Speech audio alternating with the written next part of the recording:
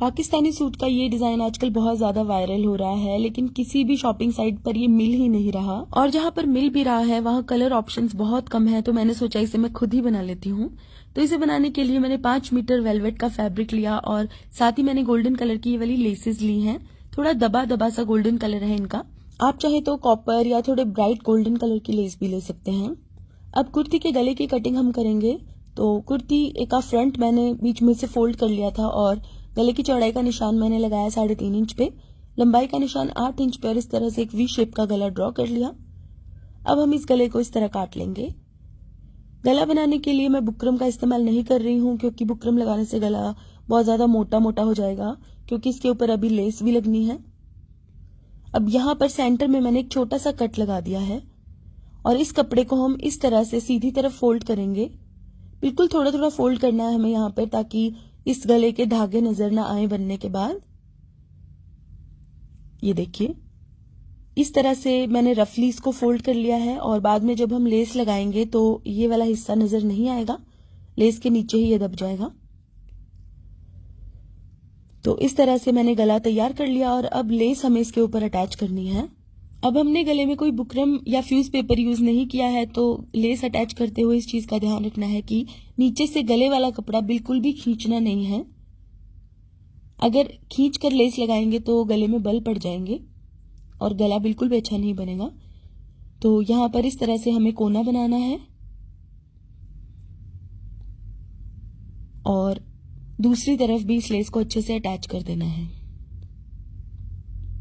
इस तरह बिल्कुल परफेक्ट वी शेप बनकर तैयार हो जाएगी। और अब हम इस गले के दूसरी तरफ भी सिलाई लगाएंगे। किनारी से थोड़ा दूरी पर हमें सिलाई लगानी है, क्योंकि हमें किनारी के नीचे एक और लेस दबाकर लगानी है। ये देखिए, गले को अच्छे से सेट करते हुए किनारी से थोड़ी थोड़ी दूरी पर हमें सिलाई लगा लेनी है। और ये जो सेंटर में हमने कोना बनाया था इसके ऊपर भी हम अच्छे से सिल देंगे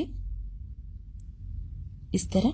तो लेस मैंने यहाँ पर अटैच कर दी है और अब यहाँ पर कोने से जो थोड़ी सी लेस बाहर की तरफ नजर आ रही है उसे हम काट देंगे इस तरह। और अब हम दूसरी लेस लेंगे और इस लेस के नीचे इस तरह से हम इसे दबा देंगे। क्योंकि हमने सिलाई बिल्कुल किनारी पर नहीं लगाई थी, इसलिए लेस बहुत आसानी से इसके नीचे दबकर लग जाएगी इस तरह।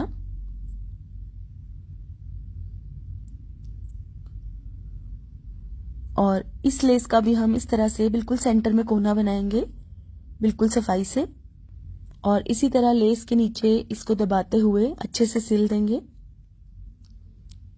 बहुत ही आसान तरीके से ये वी नेक बनकर तैयार हो जाएगा। ये देखिए,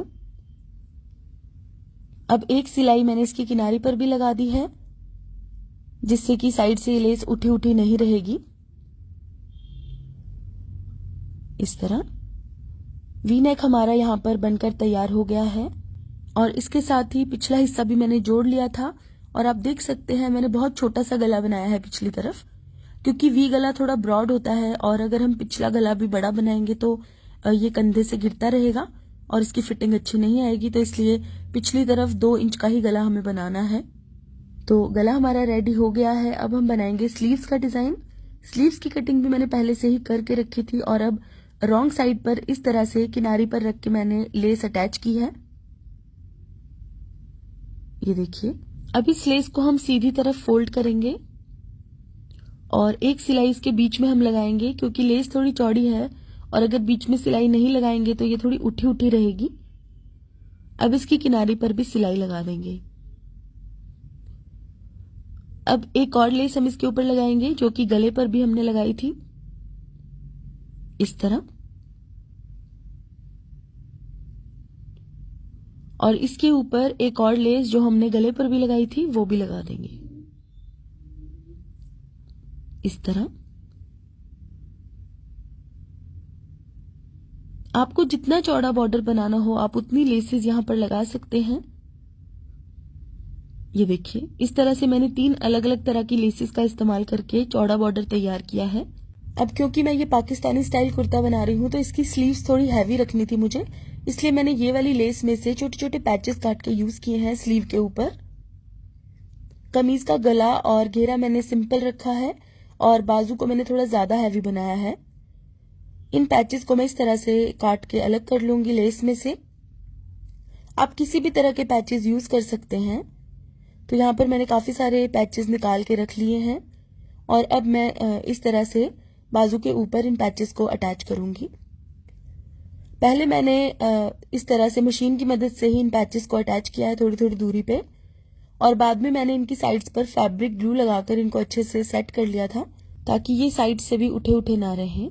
तो यहाँ पर सभी पैचेस को अच्छे से सिलने के बाद इनके धागे हम काट लेंगे और इसके साथ ही तैयार हो जाएगा स्लीव्स का डिजाइन भी। और ये देखिए बनने के बाद स्लीव्स का डिजाइन कुछ इस तरह का दिख रहा है और ये है हमारा नेक का डिजाइन और ये रही हमारी कुर्ती की फाइनल लुक। ये देखिए बहुत ही सिंपल और सुंदर सी ये कुर्ती बनकर तैयार हुई है और इसके प्लाजो पर भी मैंने बारीक वाली लेस अटैच की है। बिल्कुल सिंपल रखा है मैंने इसका प्लाजो। तो गाइज आज के लिए बस इतना ही।